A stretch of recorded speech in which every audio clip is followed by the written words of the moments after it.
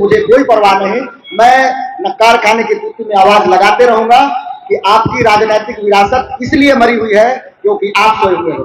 आप doctor engineer सब बना रहे हो, आप अपने घर से लड़के को नेता नहीं बना रहे हो।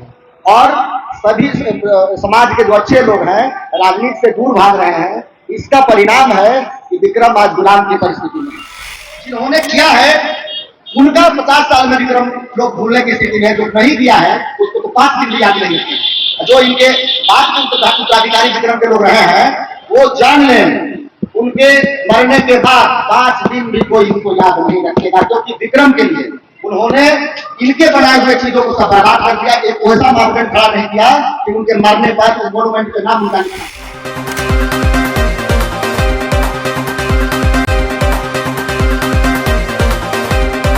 त्योहार का माहौल है और अष्टमी पूजा का दिन होता है, विशेष करके लोग पूजा में व्यस्त होंगे। मगर मैं जानता हूं कि 10 मिनट 20 मिनट अगर आपकी श्रद्धा हो तो जरूर आप आ सकते थे। मैंने बहुतों को कॉल किया था, मैसेज किया था अन्य चीज के, मगर मैं देखता हूं कि अपने पूर्वजों और अपने लिए कहीं लड़ने की अगर बात आती है तो हमारा समाज अभी सोया हुआ है। हम उनको जागृति में लगे हुए हैं। हमारा प्रयास सदैव रहेगा, हर साल रहेगा कि मैं इनके जन्मदिन के आयोजन पे लोगों को आमंत्रित करता रहूं। लोग जितनी कम संख्या में आए उससे मुझे कोई परवाह नहीं। मैं नक्कार खाने की कुर्सी में आवाज लगाते रहूंगा कि आपकी राजनीतिक विरासत इसलिए मरी हुई है क्योंकि आप सोए हुए हो। आप डॉक्टर इंजीनियर सब बना रहे हो, आप अपने घर से लड़के को नेता नहीं बना रहे हो। और सभी समाज के जो अच्छे लोग हैं राजनीति से दूर भाग रहे हैं। इसका परिणाम है कि विक्रम आज गुलाम की परिस्थिति में है। आज हम देखते हैं कि ब्लॉक का हालत, थाना का हालत या किसी भी सरकारी महकमे का हालत जो आम जन के लिए इतना कष्टकर हो चुका है कि और इस परिस्थिति में जिन जनप्रतिनिधियों को हमने वोट दिया है वो आने और जाने की बात तो छोड़ दीजिए, आपके समस्याओं पे एड्रेस करने के लिए तैयार नहीं है। तो इस तरह की परिस्थितियों से बाहर आने के लिए राजनीतिक जागरूकता जरूरी है। हम लोग, आप लोग सब मिलके, जितने लोग आए हैं वो लोग कम से कम मिलके अपने घर परिवार समाज में विक्रम के उत्थान के लिए राजनीतिक चीजों को बढ़ाने की आवश्यकता है। आप देख लीजिए 20-25 साल पहले विक्रम का जो हालत था लगभग पालीगंज और बेटा का भी वही हालत है। मगर आज तुलनात्मक अध्ययन कर लें कि बेटा कहाँ है, विक्रम कहाँ है और पालीगंज कहाँ है।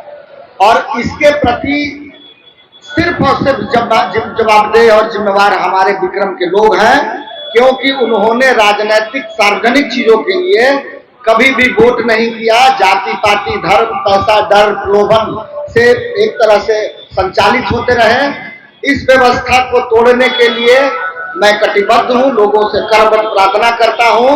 आज से यही अनाउंस करता हूं कि आप लोग जरूर इस व्यवस्था परिवर्तन के लिए अपना कंधा जरूर लगाएं।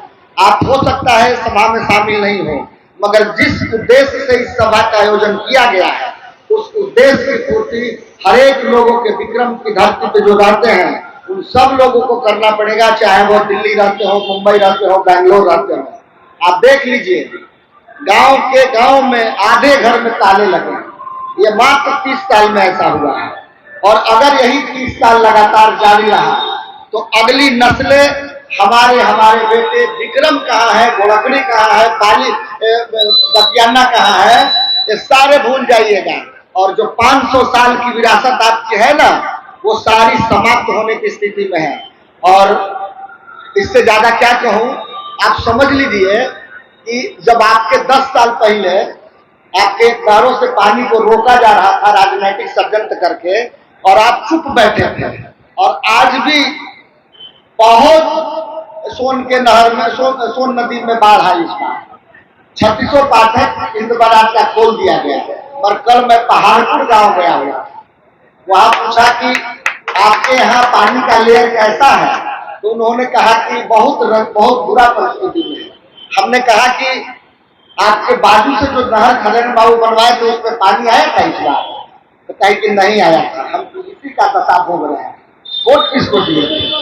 तो आपके एक वोट से आपकी सारी व्यवस्थाएं खड़ा होती है। आपका शिक्षा, स्वास्थ्य, रोजगार, नहर का पानी, आपका सारा चीज उसी पर केंद्रित है। और वहां के लिए आप अपने लोगों को कभी नहीं खड़ा करते हैं। मैं समाज को जागृत करना चाहता हूं कि आप आगे आइए। मुझे नेता बनने का कोई शौक नहीं, मगर मैं इस धरती पे पैदा लिया हूं तो इसका कर्ज है हम पे। इसी हाई स्कूल में मैं पढ़ा हूं और मेरे पिताजी को 100 रुपए से ज्यादा महीने में खर्चा नहीं, साल में खर्चा नहीं आया होगा। और आज मैं अपने बच्चे को पढ़ाने के लिए इस समाज से दूर करके इस हाई स्कूल में न भेज के मैं पटना गया, जमीन खरीदा, मकान बनाया और 12 पास करा के अभी दूसरे जगह, दूसरे स्टेट में पढ़ने के लिए भेजा हूं। लाखों रुपए खर्च करता हूं मगर मैं जानता हूं कि जितना संस्कार मुझे मिला है मेरे बच्चे को नहीं मिला है, क्योंकि न वो परिवार में रहा न समाज में रहा। तो जब समाज और परिवार उस व्यवस्था को खड़ा करने की बात आएगी तो एकल कहां से खड़ा करना? चाचा का डाक आप बंद कमरे में बेटों को कैसे दे सकते हैं? तो एक अपने घर को बढ़िया बना लेना, अपने घर से डॉक्टर बना लेना, मगर समाज में आपका क्या योगदान है ये खदेरण बाबू जैसे लोगों को याद किया जाएगा। क्योंकि बहुत लोग अमीर यहाँ पैदा लिए होंगे, बहुत धनवान पैदा लिए होंगे, बहुत IAS IPS भी पैदा लिए होंगे, मगर खदेरण बाबू आज भी जिंदा है और सदैव जिंदा रहेंगे। क्योंकि उनका व्यक्तित्व अपने लिए नहीं किसी दूसरे के लिए समर्पित था। वो जब बहुत कम लोग जानते होंगे प्रोफेसर साहब तो कि खदेरण बाबू का जो स्टार्टिंग टाइम था जब वो BA हुए कर लिए और सरकारी नौकरी में चले गए, तो लगभग 31-32 के आसपास में स्वामी सहजानंद सरस्वती से उनकी मुलाकात हुई थी। खदेरण बाबू के उस एस्पेक्ट को बहुत कम लोग इलोबरेट करते हैं। मंत्री थे, बोर्ड के अध्यक्ष थे, ये सब बताते हैं, मगर स्वामी सहजानंद सरस्वती के साथ जुड़ने के बाद उन्होंने क्या किया था, तब उन्होंने इलेक्शन लड़ा था।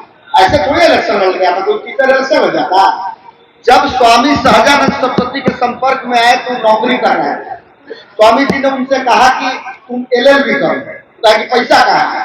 तो उन्हीं के बगल में कोई सेठ बैठा हुआ था, उसको कहे कि इनको पैसा कुछ दे दीजिए, इनको LLB करना।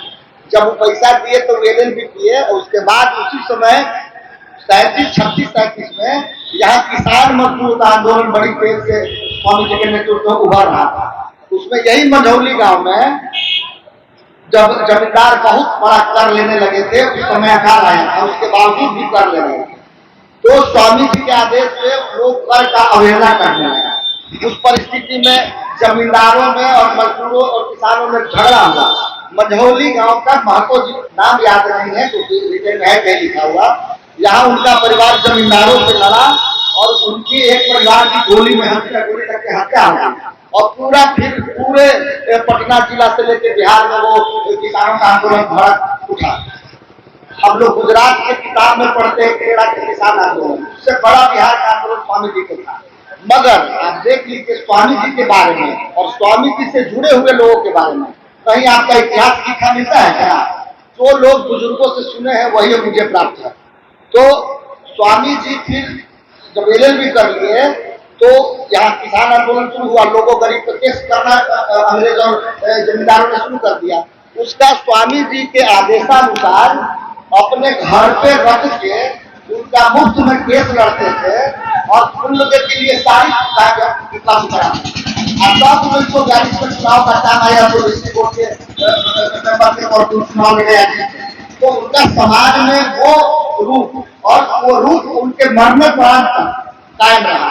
चाहे डिस्ट्रिक्ट बोर्ड के अध्यक्ष रहे, उपाध्यक्ष रहे, मंत्री रहे, वो सारे चीजों को करते रहे। तो जिन्होंने किया है उनका 50 साल में विक्रम लोग भूलने की स्थिति में, जो नहीं किया है उसको तो 5 दिन भी याद नहीं रखते। जो इनके बाद में उत्तराधिकारी विक्रम के लोग रहे हैं वो जान लें, उनके मरने के बाद 5 दिन भी कोई उनको याद नहीं रखेगा, क्योंकि विक्रम के लिए उन्होंने इनके बनाए हुए चीजों को सब बर्बाद कर दिया। एक ऐसा मापदंड खड़ा नहीं किया कि उनके मरने पर उस मोन्यूमेंट के नाम उनका लिखा जाए। इसलिए हमारी जो विचार है बड़ा लंबे तौर पे है, बड़ा लंबा बोल सकता हूं, मगर मैं इन्हीं बातों से सिर्फ 2 मांग करते हुए मैं सरकार से, इस मंच से, आप लोगों के बीच में आहूत से सरकार से मैं मांग करता हूं कि बिहार सरकार एक कमेटी बनाए जो हमारे खदेरन बाबू के डिस्ट्रिक्ट बोर्ड में पड़े दस्तावेज और जो सचिवालय के विधानसभा के जो लाइब्रेरी में उनसे जुड़े हुए जो वक्तव्य है या उनका जो रिटेन भाषण है उसको कलमबद्ध करके और यही जगमंगला की धरती पे उनके लिए एक लाइब्रेरी की स्थापना हो और उनके पुस्तक को यहाँ रखा जाए। मेरा पहला मांग यही है।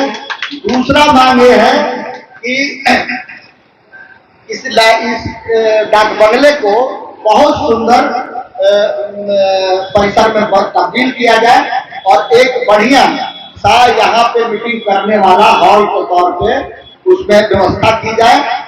और इन्हीं सब बातों से मैं अपनी बात समाप्त करता हूँ। जय हिंद, जय भारत। खदेरन बाबू अमर रहे। चलिए धन्यवाद।